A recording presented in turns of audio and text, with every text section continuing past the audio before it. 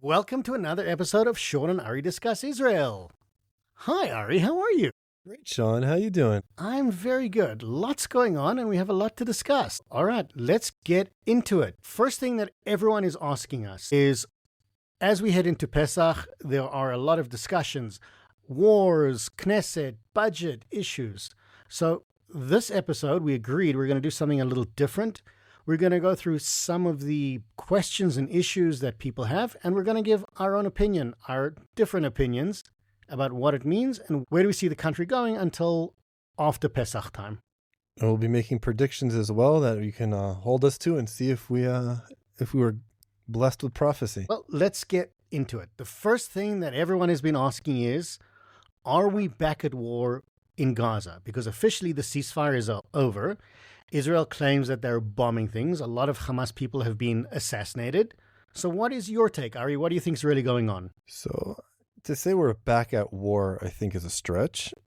I think that we're starting to slowly turn the heat up on Gaza. The official talking point is that Israel is going to be slowly increasing the heat on Hamas to try and get them to come back to the table to make a deal on Israel's terms. As Israel's already stated publicly, all of their terms include the total dismantling of Hamas. So I'm not really sure how Hamas would ever agree to sit down to any terms like that. So we can look at everything that we're doing now in Gaza as preparing for the restarting of war properly, which I think will happen, but only after Pesach.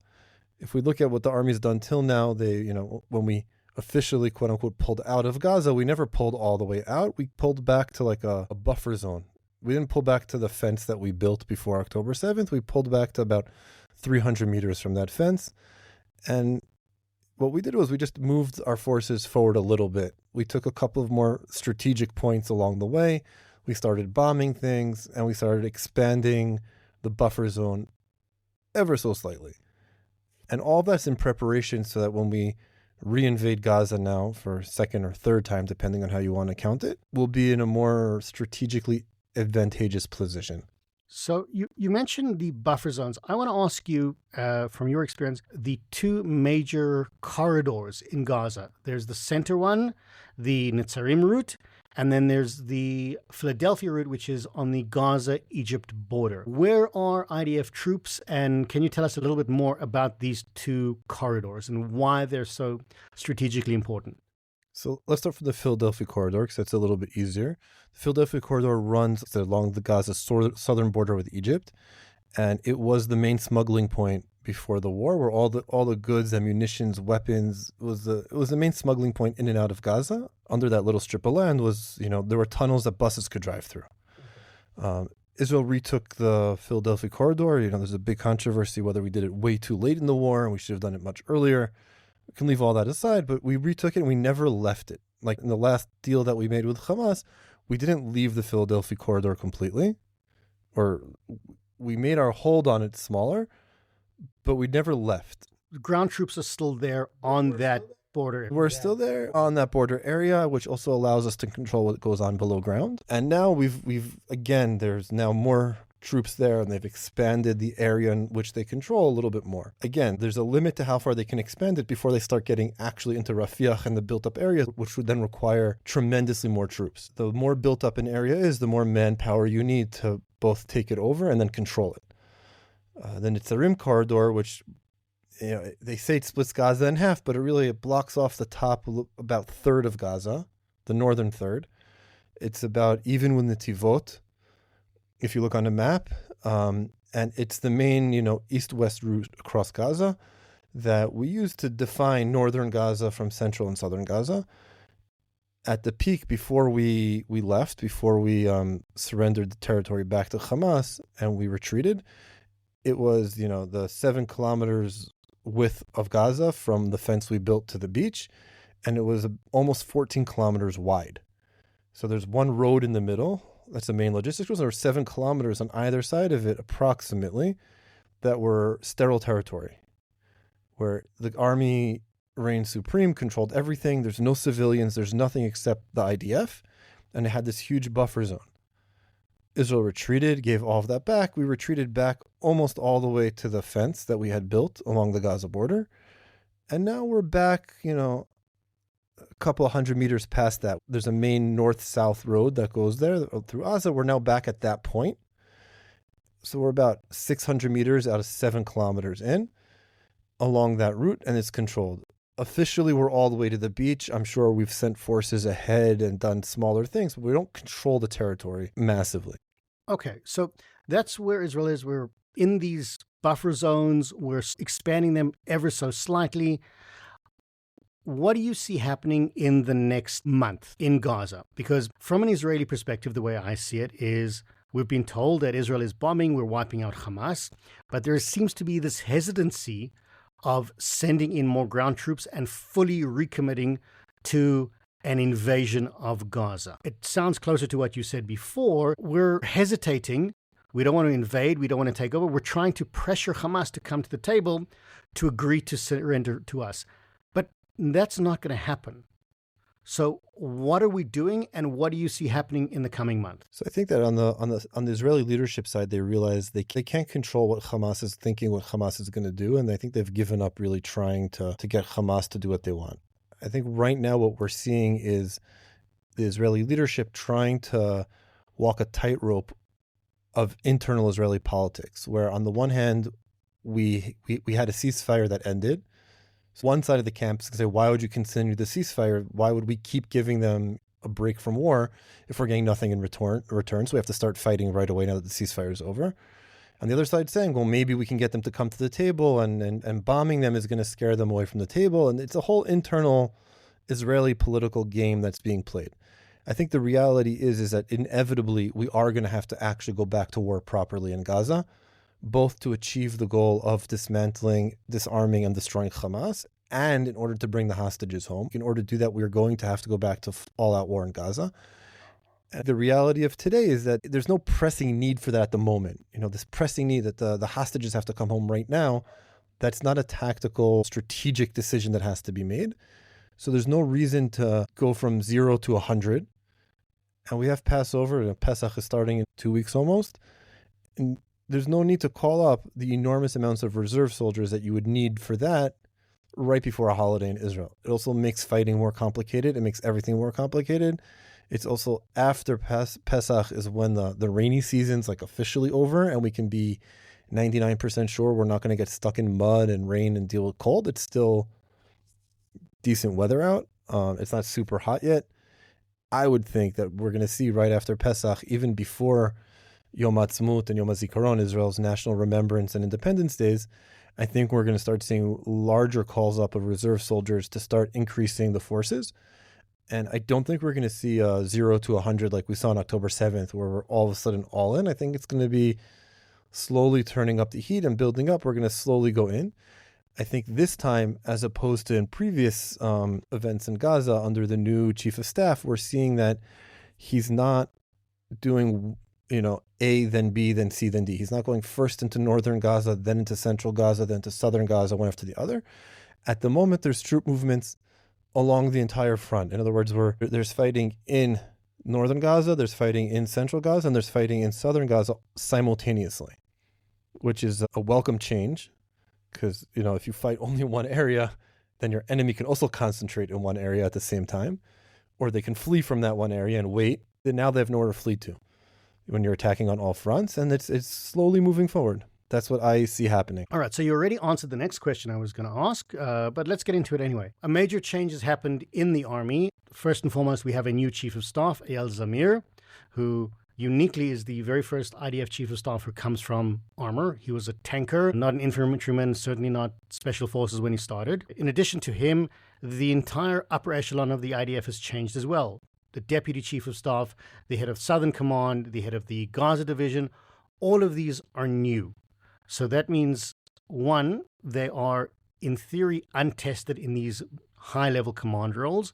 But secondly, it also means Israel's entire strategy for Gaza will probably change significantly this time around. I think that the beauty of having officers in the army is, unlike politicians, we can judge them very clearly on their actions and not on their words. In other words, an officer in charge of a division is given a mission, and either he succeeds or he fails at that mission, and then we can check and see if his decisions that he made along the way led to failure or success. Whereas with politicians, there's always someone else to blame. There's always multiple partners in the room. There's always stuff behind the scenes. Whereas with officers, it's a war. You succeed or you failed at your mission. It's more black and white. So I think time will tell, and we can judge afterwards what it is. I think having new leadership gives us, they think it's more that they're unproven in the sense that they recognize that the failures of the people they replaced, and the last thing they want to do is have their last or their second to last role before they hit retirement be viewed also as a failure. And I think their motivation to succeed is not the regular motivation that anyone serving in the army has. It's that much more because now they're filling the roles of people who are viewed as colossal failures by everybody. Right. So one of my biggest issues with the army, we've discussed this before, we go higher up the chain of command, there's less and less respect, if you want to use it. And looking now, we're a year and a half after October 7th, a colossal security and military failure. But not only that, we are still in a situation where we didn't achieve any of the initial goals of the war. Now we're no longer in control of most of Gaza, whether it's because of the ceasefire or the hostage negotiations. The entire war in the south seems to be completely mishandled, even to the point where we didn't even control territory for long periods of time. I'm hoping that this will change now. I agree with that completely and hope we're both right, that the new leadership feels the need not just because it's the right thing to do, but even if they don't feel that they feel a need to be different than the people before them, and hopefully that will motivate them to do the right thing. Okay, so on that, a very quick segue. As troubling as the lack of achievement in Gaza, in the north, specifically Lebanon and even Syria, we're in the exact opposite situation. We have now conquered the entire Hermon Heights. We have moved into and completely annihilated Hezbollah in a variety of operations and special forces operations and Mossad operations that decimated their leadership. We agreed to a ceasefire that has brought us back to, ironically, the security zone that I left. Right, the security zone that I left in 2000. One of them, as I've said before, was the very same place where I was. So Israel has achieved major victory in this war. We just need to translate that into victory in Gaza now. And there's one other thing up north that people don't talk about. I definitely don't see talked about in the English media is the quite blossoming relationship with the Druze community of southern Syria. We have a large Druze community of our own in the Golan and in northern Israel, and it's the same community. And they've asked multiple times now, officially and unofficially behind the scenes, for Israel to take over southern Syria officially and annex them and provide protection and have them be part of Israel now to protect them from the Syrian regime, whoever comes into power. Which is an interesting development that we have to see where it goes, but it provides a huge opportunity for us in the north that's not being talked about, and I think rightfully so. Let it happen quietly behind the scenes. Okay, so I'm going to make a tentative prediction here. I don't see Israel making any official moves in southern Syria beyond where we are right now, the Hermon. Politically, internationally, it's way too complicated. Israel may send clandestine forces, maybe some weapons to help the Druze, but the Israeli army and especially the political echelons do not want to get involved in any type of territorial dispute in Syria. For now, we'll see what happens in a year or two from now. Okay, that is from the military. Let's move on to the Knesset. So the three big issues that the current Knesset is facing. One, which they dealt with today, and we can discuss that, is the budget. Two is the Haredi draft. And three is the continuation of the current government. So let's break them down. Ari, let's talk about Israel's need for a budget, what's the law, and where we stand today. So like everything in life, every country, every company, every family should have, but doesn't require to have. You need a budget. You need an annual budget. In Israel, for a while, they were passing a biannual budget. But you have to pass a budget which funds the government. It's have the same in every country in the world. And if by a certain date it's not passed, the government's automatically dissolved. The parliament's dissolved, which means the government falls and there's automatic elections. The deadline was this week, was tomorrow, was whatever that deadline was, it was coming up. And there was a whole fight of whether they're going to pass the budget, not pass the budget, what it's going to include, not include. In the end, they passed Israel's largest budget in history, which our Minister of Finance, Bezalel Smotrich, is saying it's the most responsible budget. It strengthens the country. I think it's actually probably one of the most irresponsible budgets.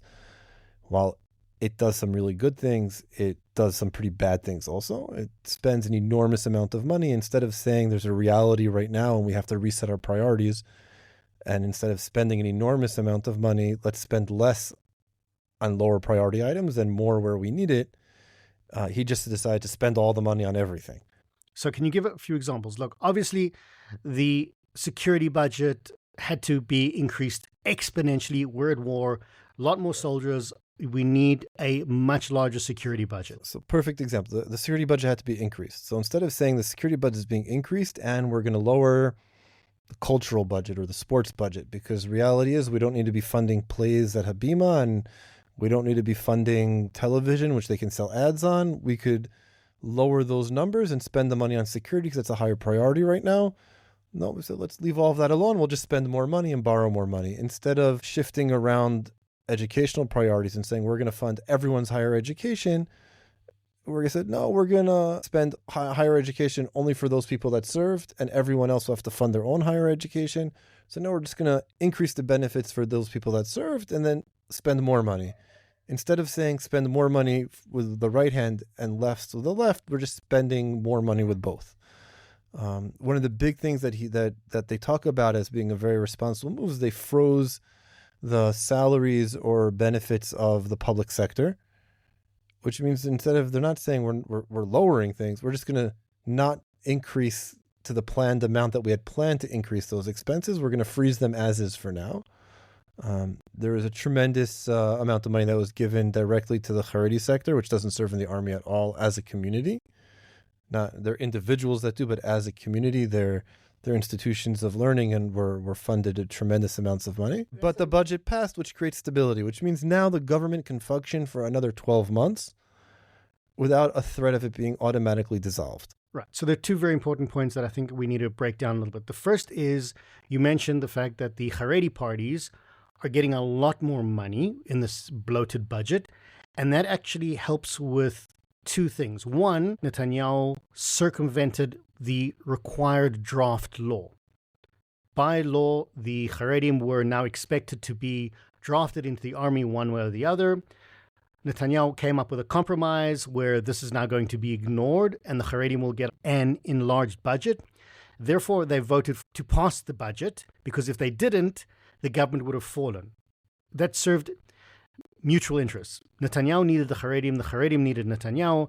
They both agreed to circumvent the law, ignore the draft issue, and both of them survive to fight another day. Except they're not really circumventing the law because there's currently a draft law that exists. It requires everyone to draft, but it gives the army the ability to only call up and only draft those people that it deems that it's necessary to draft. That's the existing law at the moment. That's on the books that hasn't expired. It was the law that gave exemptions as a rule to certain communities that law expired. The reality is it reverts back to the default setting, which is every Israeli citizen at the age of 18 has to draft to the army. It's the army's responsibility to draft those people it deems necessary. That's the law. I mean, it's an oversimplification. It's a big paraphrase, but that's the reality we're in right now. So they're not circumventing the law. They're just following it right now. They don't have to legislate anything in the end of the day, but they do, though, if the Haredi community wants to continue not serving and learn in yeshiva instead, they need to legislate some framework, regulate that situation officially. Otherwise, there's going to be lawsuits being filed nonstop against the army that it's selectively enforcing the draft law only against certain communities and not others, which is the basic legal framework for most of the lawsuits that are currently working their way through the courts, which is what the Knesset is trying to legislate and regulate so that there's a legal framework for that to exist in. So the Knesset right now is just going to drag their feet in order to avoid a full-on Haredi draft and avoid the lawsuits. They're saying, yeah, we're working on it, but they're going to take their time so that every few months they'll propose a piece of legislation. It'll pass minimally in the Knesset. It'll get knocked down in the courts. It'll be back and forth because a solution that the Haredim will agree to and accept and therefore not fight won't be good enough for anyone else in the country, definitely won't be good enough for the judicial system. And anything that the judicial system and the rest of the country would accept, the Haredim won't agree to and would have to be forced upon them. So it's a catch-22. The question is who's gonna? It's a game of chicken. Then who's gonna fold first? Or they could do what they're doing now for the last year already. Plus, they make a proposal. It's good enough. It's good enough to get by a little bit, and it gets knocked down from one side or the other. And then they try again. So every 2-3 months, you'll see a proposal come up. There'll be protests. There'll be court suits. It'll pass. It won't pass. It'll try again. It'll be like that for the next year. So that's the next point. The most important thing is, for now, Netanyahu has a relatively stable government, and it doesn't look like him nor his parties are going anywhere. He's going to be prime minister for the foreseeable future. That is what he was able to achieve, both with the budget and with the compromise with Haredi parties. Exactly. So we'll have elections in October 2026. Okay. So here's my second, I'm not even going to call it a prediction, but I always say there are 2 rules in Israeli politics. 2 rules in general. Rule number 1 is never believe your own propaganda. If people say we're winning, we're destroying, we're great, if the propaganda is a little too good to be true, I'm always skeptical. So never believe your own propaganda. Rule number 2, and this is unique to Israel, never, ever underestimate Netanyahu. You can love Netanyahu, you can hate Netanyahu, you can think he's the devil, you can think he's a genius. Never underestimate him. He's never done. It's never over. It's never the end of Netanyahu's era. He is never, ever done. And I think what we're seeing is both of these things playing out over and over again, is that too many people who are against Netanyahu are believing that his time is coming. And at the same time, people who are overly worshipping of Netanyahu also are buying into their own propaganda and forgetting that this is a long-term strategy. Unfortunately, completely agree with you and can't argue with that point at all. I do think that I'm going to make a very big political prediction here for a minute. I think that in this next election, whether it's in a few months from now, whether it's when it's officially supposed to happen, October 2026, whenever it may be, I think that there's 2 big things that people are forgetting about. The Likud itself has lost a lot of its shine from even some of its base. But I think that there are going to be 2 very new players on the political map that they're not being polled, and you can't really poll them at the moment because they're not official. They're not, and no one's even talking about them because everyone's a little bit afraid of them, and also everyone's afraid to ruin their chances. There's going to be a new left-wing party or center-left party that's going to be made up of all people who have never been in politics before. So some of them will be people that are known from their public life, but not in elected positions. I can throw lots of names out of people and organizations that are going to be involved in that if we really want. I don't think it's necessary just yet. But it's going to be made up of mainly reservists, people who mean well, who are from the left-leaning camp or the center-left camp. Their messaging is going to be less aggressive, but more on point. And I think they're going to cause a lot of upheaval within that camp. I think that they're going to take a lot of the strength from Benny Gantz. I think they're going to pull some of Yair Lapid's voters even. I think they're going to pull some of Victor Lieberman's voters. I think that's where they're going to get most of their voices from. And then there's on the right something very similar that's also being formed. That's going to be made up of also people who are known personalities on the right, but are not directly involved in politics, have never held elected office. Some will be former officers of significance. A lot of it will be people like myself who've served a significant amount of reserve duty on both sides. It's going to be made up of people with a solid ideological and basis of activity and who they are, where you can't call out corruption on them yet. And on the right, they're going to pull a lot of their strength from the people that voted in the past for Bennett, the Gidon Sar voters. They're going to pull some of the voices from the Likud. I would assume they're going to pull voices from everybody. And I wouldn't be surprised, but they'd probably come out as the largest party on the right, potentially even replacing the Likud at that point. And then it opens up a whole realm of new possibilities for Israel's future, because they won't be weighted down by all the past issues of everyone involved in politics right now. They won't be weighted down by the controversies that led up to and then followed October 7th. And they're, again, like the new officers in charge of the army, they're going to have the greatest motivation in the world to prove, A, themselves, and B, that their ideas can work and do work. They're going to be so motivated to not fail miserably like the people before them that they're going to have to succeed. So we're talking about both the left and the right coming up with new non-traditional leaders to try and galvanize and revolutionize their particular blocks. But it's not just galvanize and revolutionize their particular blocks.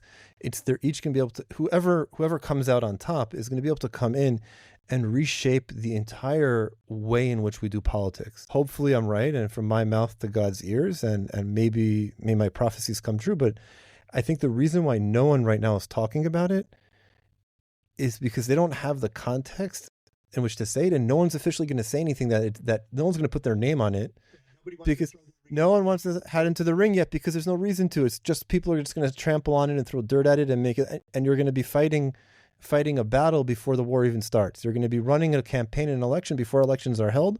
You're going to be using up all of your energy, especially all your financial energy, long before an election even starts, and that's just silly. Okay, I hear that. Now there's one other question that keeps coming up about a potential election or a potential new bloc. Former Prime Minister Naftali Bennett. Do you see a reality of him returning to politics? We don't have video and you can't see my face right now. Just if you can, it is a very unpleasant face. I think he's going to try. And I think that he is not going to realize on his own that he's irrelevant. He doesn't have a camp. The left has no need for him. The right can't trust him. He doesn't stand for anything. He proved in the shortest premiership that everyone was upset with it. He didn't do any good for anybody. He didn't accomplish anything. And he was part of the problem that led to October 7th, whether we like it or not. He was in those positions beforehand. All of the pickup trucks that we saw that used the Hamas against us were all provided by him and his government. I see you have some pretty finite views about that, but that's important. And again, I had volunteered with his campaign when he ran, and I was not overly impressed by his ability or by his own ideological foundation. And time will tell if I'm right or wrong, but I think from past experiences with him, it's very, very clear that his ideological foundation is not very stable. All right. I get that. Thanks. Moving on to issues that are happening. Shaun, before we move on, though, what are your predictions for Israel's political future? Where do you see things going? Okay, so where do I see things going in the coming future? I actually think that this could be potentially the only government in Israel's history that makes it full term.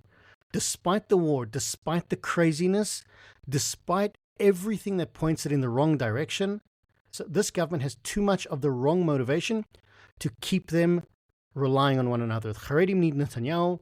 Netanyahu need the Haredim. Ben Gvir doesn't want to lose power. Smotrich wants to remain relevant.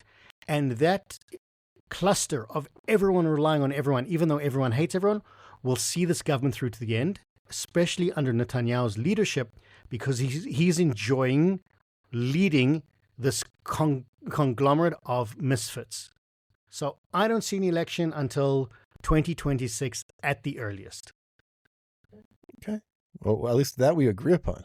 And that includes the horrible situation of October 7th. It includes the fact there should be, and there hasn't even been, a proper investigation into the government failings of October 7th. The government's going to ride out all of these, unfortunately. Okay, so with that, let's move on to two other issues. The head of Shabak, for those who haven't paid attention, is the last man standing with regards to Israeli security apparatus. Ronen Bar has refused to resign, has refused to be fired. He's sticking around. The Army Chief of Staff resigned. The Deputy Chief of Staff moved. The head of Army Intelligence resigned. The Southern Command resigned. All of these, but the head of the Shabak, the guy whose job it was to come up with a plan and make sure something of this magnitude never happens, he's not only is refusing to resign, he's not even allowing himself to get fired. Yeah, I mean, it's not. I don't know if it's his job to make a plan. It's his job to provide the warning. It's the Army Intelligence and the Mossad to work further away from Israel's borders, and the Shabak has the intelligence responsibility over Judea, Samaria, and Gaza. and inside Israel. They're like this weird like NSA, FBI, secret police, Gestapo kind of organization, for lack of any other better way of explaining it. But their job is to provide the warnings and the actionable intelligence for the army on things that are closer to home. For lack of a better word, Ronen Bar failed badly. He failed miserably. I mean, the proof is in the pudding. Like, it's not just that he failed on October 7th. He continued to fail afterwards when there was other intelligence. At that point, it was no longer his responsibility, because after October 7th, the Israeli army's intelligence wings took over the responsibility for Gaza completely, and the Shabak was no longer involved. But there have been other instances in Judea and Samaria that they've also failed to catch since then. Again, that should be enough for him to be fired. He should resign out of self-respect. And he said, I'm taking responsibility. And resigning, I don't think means taking responsibility. I mean, I think Herzia Levy should put himself in jail. That's taking responsibility. But definitely Ronen Bar. Now, again, he serves at the behest of the prime minister. The Shabak falls under the prime minister's office. It's not part of the security apparatus in the sense that the army falls under the defense ministry. The Shabak and the Mossad fall under the prime minister's office. So they're answerable directly to the prime minister. And the prime minister and the government can fire him. That's their prerogative. That's the way the law works. There's a process. They have to call him in for a hearing, which they did, and he refused to come. And they can fire him. They don't need anyone's permission. That's in the law, their responsibility. And instead now they're making it about this whole idea that he's protecting democracy. It's not his job. That's A, not his job. That's B, I don't think the secret police in any country can really claim they're protecting democracy. Right. And this brings us, I think, to one of the last things we're going to speak about tonight is the return of the protest movement. Again, interesting face. So very quickly, the anti-judicial reform protest movement from 2 years ago have reinvigorated themselves because they see once again Netanyahu as the evil incarnate destroying democracy, and they've jumped on the bandwagon. Firstly, they are claiming that Ronen Bar, the same head of Shabak, is the gatekeeper of democracy, and by firing him, Netanyahu is threatening Israel's democratic situation. And secondly, they have, for lack of a better word, have hijacked the hostage issue, which we spoke about previously, and I know it's a harsh thing to say. The anti-Netanyahu camp initially used the judicial reform as their go-to argument. Once that fell apart, now they've jumped on the hostage issue, and they're using the firing of Ronen Bar as another weapon. And at the same time, they're wreaking havoc in the country, causing enormous amounts of economic damage, destroying public property. They're the ones that aren't following they're not following law and order, yet they're claiming to be defending law and order. And they're the ones that are acting in the least democratic way possible. In the end of the day, we still have a democratically elected majority government that's still led by the same democratically elected leaders that represent the majority, more than the majority of the country at this point. So here's another thing I'm going to throw out based on what I said before. Stop believing your own propaganda. For everyone listening, if you hear numbers about tens of thousands or even hundreds of thousands of protesters on Kaplan Street on Saturday night, I am highly skeptical of these numbers. I think these protesters have run their course. They're going to get more militant. They're going to get more vocal, but they're going to lose more and more support. Just judging by, on our way to the studio tonight when I came to pick you up, there's a nightly protest at Somet Oranim. It's a junction that I pass in order to get to pick you up every time we come out here. And I would say when we first started this podcast about a year ago now, every night there'd be a solid 50, 60 people on the side of the road with their yellow flags and their signs. And they seemed like they had a good positive energy. Now tonight, I think there were 10 of them. Maybe. I'm being generous. There's probably more like 5 or 6. And they're just standing there looking kind of sad. I think also, again, the other day I got caught in the terrible traffic of the protests when they shut down the entire center of Jerusalem. And I think, again, the police are to blame a little bit for it, where they went a little bit overboard blocking streets preemptively to give them room to protest. But again, the numbers, when you look at the protests, I got stuck in it and saw the numbers that they're reporting on the news, physically can't fit in the space in which they're protesting. And I think it's being mishandled, like the same way you protest, go protest in a park. You don't need to block streets. The streets belong to the public and the public needs to use them. And you're making everyone, your protesting isn't accomplishing anything other than making people nuts. And they're getting more violent. They're destroying public property. They're attacking the police. They're blocking the Knesset and preventing it from functioning. And at the end of the day, they haven't achieved anything. The Knesset was able to pass its budget. Ronen Bar will be fired. It's not that he will be, even if he won't be fired, he's going to be made irrelevant. Like even in the last cabinet meeting, he wasn't there because they had his deputy there instead of him. Because as far as the government's concerned, we're firing, you're fired. You're persona non grata. We're not inviting you to our meetings. You're not here. We want to hear what your organization has to offer. So we're bringing in your number 2. Okay. Now we need to end off. So like always, we need to end off on something positive. I'm going to go with the economy. What about you? The economy is a great positive place. So I'm going to go with everything. I think that, everything we spoke about, it's all positive. We have new military leadership that has yet to be proven, that has more motivation than any military leadership in any previous military leadership in Israel history.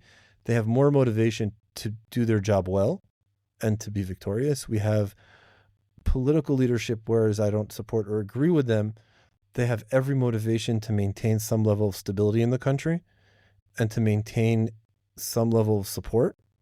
And while they're going to do things that I disagree with and continue to do them, they're not doing anything crazy, and they're not going to do anything crazy because it's just going to reignite all the protests against them.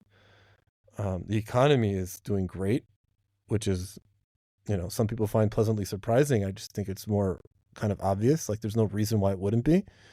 And I think that everything is looking great, and we have the potential. The potential for good is overwhelming. I like that. The potential for good is overwhelming. So I was going to just stick with the economy. The fact that, look, prices are always going to be an issue, but the economy is moving. Startups are being bought by big companies. New startups are opening all the time. I read an article in the Globes the other day about soldiers coming back from reserve duty with these incredible ideas, and they meet financiers, and they're meeting with students at universities, and there's just an entire renewal of the vibe and the drive to create Israeli startups again. People are buying, people are selling. I think the Israeli economy is, I wouldn't say it's booming, but it's doing incredibly well, and I think it shows that there is a positive force in this country. It's not just that. I think that Israel has a very solid economic foundation that, Corona barely shook it. The war can't shake it. On the economic level, the country itself is very, very stable. Again, on the national level, on a government level, I think it could be done on a national budget level much more responsibly. But the basic parts of the economy that make up our strength are very stable. We have an educated population. We have a entrepreneurial personality where we want to build and change and create and learn and discover. We have people that, while in the construction industry, we joke that Jews don't want to work, we have a population that wants to work hard. Very few, as a percentage of the population, very few people here are happy just sitting around doing nothing all day. People want to be productive. The economy, there's always problems with transportation, there's problems with highways, but again, in comparison to the countries around us and the parts of the world we live in, and even comparison to parts of Western Europe, we're doing great in all those fronts. We have all of the solid foundational needs for a strong economy, and it's only getting bigger and better. Well, I think we'll end it there on that great positive note about things getting bigger and better. So thanks again, Ari. We made a lot of predictions. I'm looking forward to seeing how they come true or not in the coming episodes. But for now, if you like this episode, share, subscribe, and like. And we hope to be back again soon with another episode just before Pesach. That's right. Looking forward to seeing you next time.